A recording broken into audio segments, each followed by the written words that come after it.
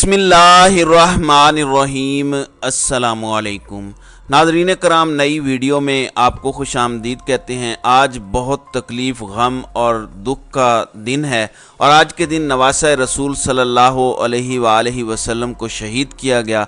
हज़रत इमाम हुसैन की शहादत यकीनन हमारे लिए एक सबक है। आप अंदाज़ा करें कि आप सल्लल्लाहु अलैहि वसल्लम की आल किस दुख, किस कर्ब और किस तकलीफ़ से गुजरी होगी।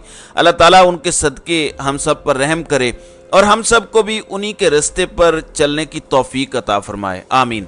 अब आते हैं सियासत पर, जो हमारी एक तरह की जॉब है।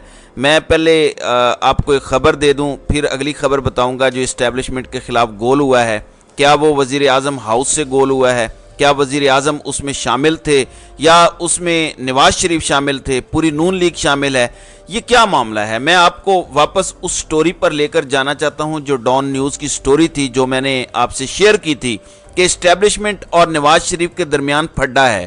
फिर मैंने आपको ये भी खबर दी थी कि एक अहम सहाफ़ी ने यह दावा किया कि नवाज शरीफ वापस आने लगे तो उनकी वापसी रोकने के लिए उन पर दबाव डालना शुरू कर दिया गया। अब ये सारी बातें अपनी जगह पे हैं कि नवाज शरीफ ने कहा कि जनाब वही होगा जो हम चाहते हैं, लेकिन असल डेवलपमेंट अब आई है। अब डेवलपमेंट ये है कि एक इंटरव्यू आया और उस इंटरव्यू के दौरान हुआ तो ये कि जाहिर है कि नर्व्स की गेम चल रही है और ख्वाजा आसिफ जब कहते हैं कि हमने 5 नाम शॉर्ट लिस्ट कर लिए हैं और फिर ख्वाजा रियाज, जो राजा रियाज हैं, वो ये कहें कि एक इकोनॉमिस्ट का नाम भी मैं दूंगा और 2 सियासतदानों के नाम दूंगा, तो इस दौरान इस्टेब्लिशमेंट को एक पैगाम दिया जाए तो ये एक बहुत बड़ी डेवलपमेंट होगी। खबर यह है कि ख्वाजा आसिफ ने एक इंटरव्यू दिया। सबसे पहले तो बताया गया कि सियासत से पाकिस्तान की इस्टेब्लिशमेंट का कोई ताल्लुक ही नहीं है, मगर इन्होंने बताया कि अप्रैल 2019, सबसे पहले जान लें कि जुलाई 2018 में इमरान खान की हुकूमत आती है, अगस्त के अंदर वो ओथ लेते हैं, तो अगस्त, सितंबर, अक्टूबर, नवंबर, दिसंबर, जनवरी, फरवरी, मार्च, अप्रैल, तो कमोबेश 8 महीनों के बाद नून लीग को इस्टेब्लिशमेंट की जानिब से ये ऑफर दी जाती है कि आप आएं और आकर हुकूमत संभाल लें।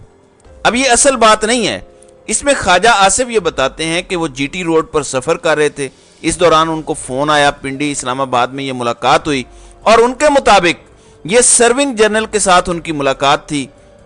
मंसूर अली खान ने अपने वीलॉग में भी बड़ी तफसील के साथ इसका जिक्र किया है। अब सवाल ये नहीं है, सवाल ये है कि हुकूमतें बनाने गिराने में सिर्फ आर्मी चीफ, मतलब उस वक़्त का जो आर्मी चीफ था जनरल बाजवा, तो नहीं मिला। ये बात तो तयशुदा है। अब सवाल सिर्फ ये है कि अप्रैल 2019 में उस वक़्त के डीजी आईएसआई कौन थे। यानी अगर मैं आपके सामने उस वक़्त बाकी सारी चीज़ों को छोड़ के ये कहूँ, आपको बताऊँ कि डीजी आईएसआई को अगर गूगल किया जाए जिसमें यह लिखा जाए कि डीजी आईएसआई 2019, तो इसका मतलब है कि उस वक़्त जनरल आसिम मुनीर 17 जून 2019 से अक्टूबर 2021 तक वो काम करते रहे। अब सवाल सिर्फ ये पैदा होता है कि अगर उस वक़्त की ये सारी सूरत हाल थी और डीजी आईएसआई के तौर पर बताया गया है कि उन्होंने इस सूरत हाल पर काम किया और डीजी आईएसआई के तौर पर उनका टेन्योर 25 अक्टूबर 2018 से 16 जून 2019 तक है, यानी इसका मतलब ये है कि अप्रैल की जब बात की जा रही है तो उस वक्त DG ISI general Asim Munir थे। तो अब इसका मतलब ये है कि अगर हुकूमत की कोई बात की जा रही है तो जनरल बाजवा की मर्जी के बगैर तो नहीं हो सकता। खुफिया इदारे की उस वक्त क्या पोजीशन थी, ये वो अहम बात है जिसको इग्नोर किया जा रहा है। या इसको यूं कहिए कि क्या मुस्लिम लीग नून इस वक्त ये तासुर दे रही है या मौजूदा आर्मी चीफ के बारे में ये बात कह रही है, क्योंकि उस वक्त ये डीजी आईएसआई थे, तो इनके हवाले से कहीं ये बात तो नहीं कह रही कि हम सारी चीज़ें खोल के ले आएंगे।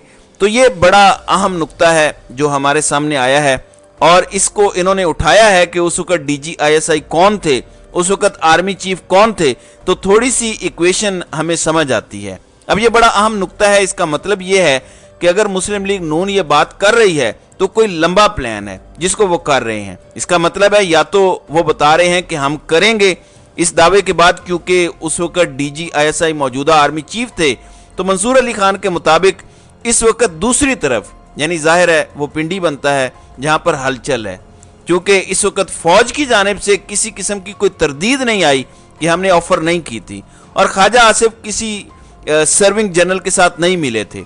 تو یہ ایک بہت بڑا پنڈورا باکس پاکستان میں کھل گیا ہے۔ انٹرویو تو بڑا نارمل سا تھا جو انہوں نے دیا منصور علی خان کو، لیکن جب انٹرویو سے باتیں نکلنا شروع ہوئی ہیں تو معلوم پڑا ہے کہ معاملہ کافی آگے چلا گیا ہے۔ پھر خواجہ آصف نے یہ بھی بتایا کہ ایک تو یہ معاملہ تھا، اس کے بعد جب وہ نیب کی کسٹڈی میں تھے تو اس وقت ان سے میڈیا ہاؤس کے مالک ملنے آئے، انہوں نے انہیں فون دیا اور ان سے یہ کہا گیا کہ آپ یہ بات کریں۔ جب ان کو یہ فون دیا تو جناب اس طرف سے پھر آفر آئی کہ آپ کو وزیر اعظم بنانا چاہتے ہیں، تو انہوں نے کہا کہ میں وزیر اعظم نہیں بننا چاہتا۔ تو اب خبریں یہ ہیں کہ پنڈی کے اندر ہلچل ہے، لیکن یہ جو خواجہ آصف نے انٹرویو دیا ہے یا یہ جو باتیں وہ بار بار کر رہے ہیں، کیا یہ وزیر اعظم ہاؤس کی مرضی سے ہوئی ہیں؟ کیا وزیر اعظم ہاؤس اسٹیبلشمنٹ کے خلاف گول کر رہا ہے؟ کیونکہ آپ کو یاد ہوگا اسحاق ڈار والے نام پر بھی وضاحت دینے کے لیے خواجہ آصف کو ذمہ داری دی گئی تھی۔ خواجہ آصف اس وقت ڈیفنس منسٹر ہیں اور وہ اپنے ماتحت ایک ادارے کے متعلق گفتگو کر رہے ہیں اور وہ نون لیگ کی کچن کیبنٹ کے پارٹ سمجھے جاتے ہیں۔ تو یہ ایک بڑا امپورٹنٹ نقطہ ہے۔ ناظرین کرام، اب اس سارے سینیریو کے دوران جب صورتحال اس قسم کی ڈیولپ ہو رہی ہے تو عمران خان کو بھی اندازہ ہے، عمران خان نے بھی ایک ہنگامی اجلاس طلب کیا ہے اور اس ہنگامی اجلاس کے حوالے سے یہی ان کو ڈر ہے کہ ہم یہاں سے نکلیں گے تو صورتحال کہیں ہمارے ہاتھ سے نکل نہ جائے۔ اب اس وقت عمران خان نے جو اجلاس بلایا ہے اس اجلاس کے حوالے سے ان کی طرف سے جو اعلامیہ جاری کیا گیا ہے میں آپ کو بتا دیتا ہوں۔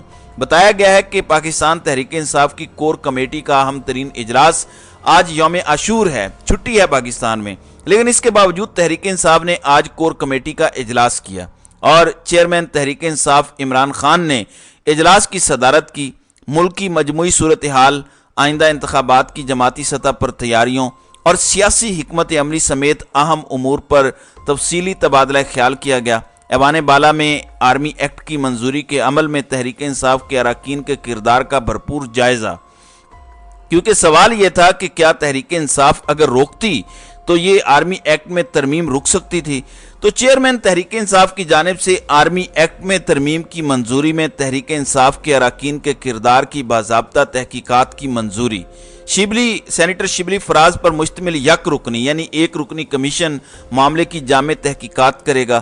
سینیٹر شبلی فراز پر مشتمل کمیشن بلا تاخیر تحقیقات مکمل کر کے چیئرمین تحریک انصاف کو ملاحظے کے لیے پیش کرے گا۔ شبلی فراز کمیشن کی سفارشات کی روشنی میں پارٹی پالیسی سے انحراف کے مرتکب افراد کے خلاف تادیبی کارروائی کو آگے بڑھایا جائے گا، جس کا مطلب یہ ہے کہ پاکستان تحریک انصاف نے اس پر باقاعدہ کمیشن بنا دیا ہے اور ان کو یہ کہا گیا ہے کہ سینیٹر شبلی فراز جو ہیں وہ اس کی تحقیقات کریں گے اور تحقیقات کرنے کے بعد وہ عمران خان کو رپورٹ پیش کریں گے اور رپورٹ پیش کرنے کے حوالے سے آگے چل کے وہ اس کے اوپر باقاعدہ ایکشن لیں گے، تو یہ بھی دودھ کا دودھ اور پانی کا پانی ہو جائے گا۔ یہ بہرحال عمران خان کا ایک بڑا دبنگ حکم ہے جو انہوں نے اپنی ٹیم کو جاری کیا ہے کہ اس پورے سینیریو کو کسی طرح سے سارٹ آؤٹ ہونا چاہیے اور ان کے ووٹر کو ان کے سوالوں کے جواب ملنے چاہیے۔ تو ناظرین کرام، آپ کی اس ویڈیو کے حوالے سے کیا رائے ہے؟ آپ اپنی رائے کا اظہار کامنٹ سیکشن میں ضرور کیجیے گا۔